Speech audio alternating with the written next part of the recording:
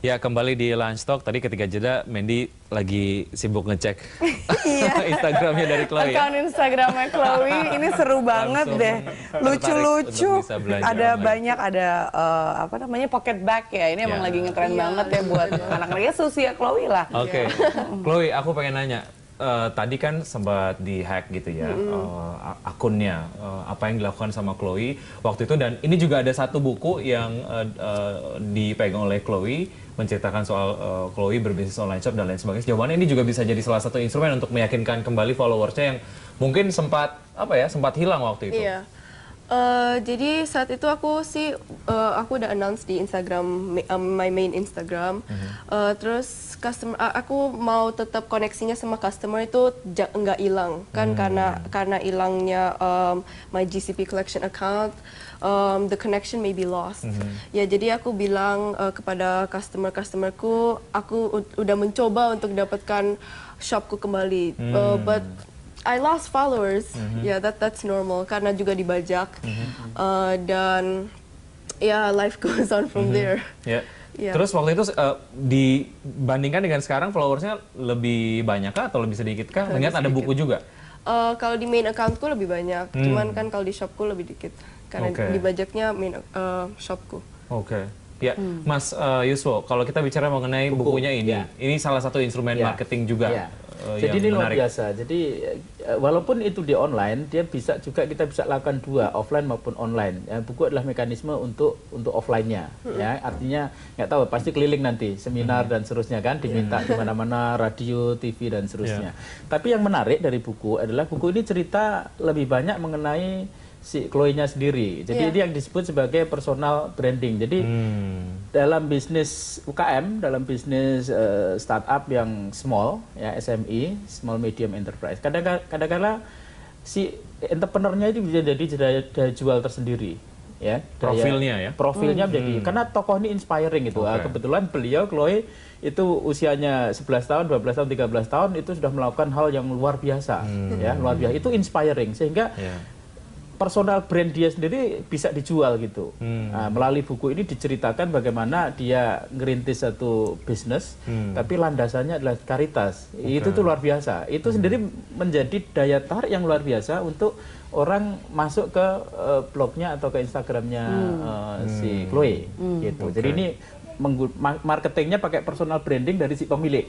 Kasusnya banyak. Kalau di Toms itu namanya Blake Mycoskie, itu juga legendaris, itu kayak Steve Jobs gitu, yang dia punya Toms itu juga gitu melalui. Jadi tokoh ini memang luar biasa, inspiring sekali. Jadi orang ngertinya Toms melalui si Blake Mycoskie gitu.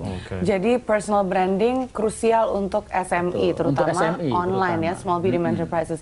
Jadi apa yang tips yang bisa Anda berikan, Mas Yuswo, untuk orang yang baru akan memulai bisnis online? Karena kan mungkin nggak semua orang punya cerita seperti Chloe begitu ya. Betul. Makanya saya bilang Chloe adalah kasus yang unik dan itu opportunity luar biasa, jangan sampai dilewatkan karena untuk mencapai begini itu nggak bisa dirancang kadang-kadang gitu. Dan nggak bisa diulang. Dan nggak bisa diulang.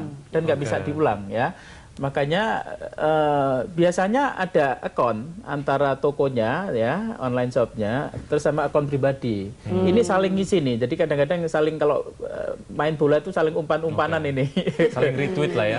Dan dia punya komunitas sendiri, Yang di sini cari terus follower terus dibawa ke sini, yang di sini cari terus bawa ke sini. Jadi ini dua ini saling melengkapi. Dan kalau kita ngomong SME, startup itu kadang-kadang karena proses pendirian perusahaan itu inspiring, yang itu ada di drive oleh tokohnya, maka ya gunakanlah personal brand untuk membesarkan bisnis gitu. It's okay. Yang saya tahu juga banyak dilakukannya oleh online shop, bukan hanya online shop, bahkan desainer dan sebagainya itu endorsement lewat sosial media, karena ada artis yang followernya puluhan ribu atau ratusan ribu bahkan jutaan, dikasih barang gratis, dia post, kemudian followernya bertambah. Chloe pernah melakukan itu nggak sebagai salah satu marketing tool? That's my marketing strategy, one of the main one, karena itu sangat powerful.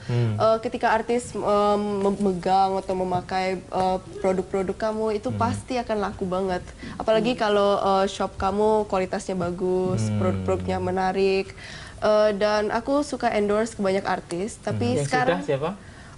Banyak sih, kayak Miss Sharena Delon aku pernah. Iya.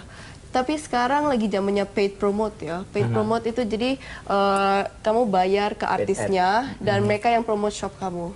Nah itu juga strategi tool yang sangat powerful. Bedanya apa promote shop sama dipakai barangnya? Endorsement. Endorsement itu mereka dikirim barangnya secara gratis dan mereka post. Kalau paid promote itu dibayar dan mereka promote online shopnya as a whole. Jadi dia posting link ke online shop kamu dan ngeblast ke followernya gitu ya. Oke.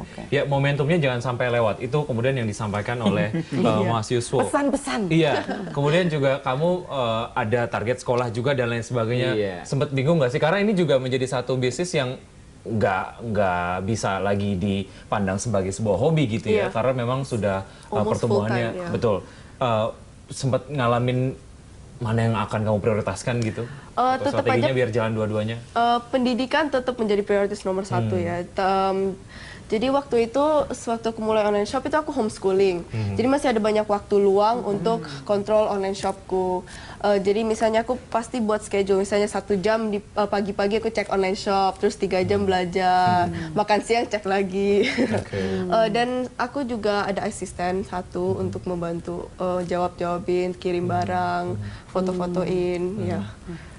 Aku pengen tanya nih, karena aku juga sebenarnya nggak terlalu fasih bermain sosial media, Instagram juga baru-baru punya. Tapi kalau lagi lihat page orang tuh di komennya suka ada apa namanya spam ya. Oh iya. Jadi account yang menjual, tapi dia tulis di komen yang banyak yang lihat gitu, karena mungkin itu artis atau bagaimana. Itu Chloe nggak pernah melakukan itu dong ya? Nggak, karena orang lihat spam itu sebagai it's negative because it's disturbing gitu. Jadi aku nggak mau pakai teknik itu, strategi itu untuk mempromosikan, dan itu mungkin juga mempromosikan, mungkin tidak. So aku nggak suka. Malah orang jadi malas untuk visit account-nya ya. Malah blog gitu. Jadi no. Bisnis ataupun strategi bisnis supaya tidak mengganggu gitu ya. Ada yang kalau melalui Facebook, ada yang tag berjamaah gitu ya. Wah, itu di semua sosmed ada tuh. Tag berjamaah, terus setiap notification-nya masuk. Ini malah tadinya ingin menjadi sebuah strategi marketing yang baik, namun malah efeknya berbalik gitu ya. Mas Yuswo, mungkin Anda bisa... Ada, kalau di marketing ada 2 namanya. Yang satunya interrupted marketing, yang satunya permission marketing. Interrupted itu customer itu di-interrupt. Jadi nggak ada apa-apa di-interrupt. Ya. Sebenarnya iklan termasuk interrupted ya, tapi karena kita gratis kan ya. Dan mungkin kalau di TV masih nggak masalah, tapi kalau di online itu orang butuh convenient ya, begitu privacy dia dikena maka dia akan marah. Dan bedanya kalau di TV kita nggak bisa menghentikan TV, kalau di Facebook kita bisa menghentikan dengan di unfollow atau dengan kita nggak jadikan friend dia gitu. Makanya sebenarnya marketing yang paling bagus adalah bukan pakai interrupted marketing, tapi pakai permission dengan cara community tadi. Jadi mesti membentuk komunitas. Saya sering mengatakan kalau online shop itu bangunlah kebun binatang dan kemudian berburulah di kebun binatang gitu. Jadi, artinya kita kumpulkan masanya. Ngumpulkan masa itu biasanya pakai konten. Pakai konten. Jadi not only jualan aja, makanya konten itu tips-tips. Orang datang membentuk komunitas. Kayak saya punya blog ya. Saya rutin ngeblog tiap minggu ya. Itu minat saya di marketing. Jadi orang yang mau belajar marketing silahkan ke blog saya. Nanti begitu banyak, artinya kebun binatang udah jadi, baru kita jualan. Jadi jualannya itu belakangan, nggak boleh langsung jualan. Ini konten apa aja yang bisa meraih massa dan bisa mass gathering? Kita akan bahas di segmen berikutnya. Pemirsa, Lunch Talk akan kembali usai jeda, tetap bersama kami.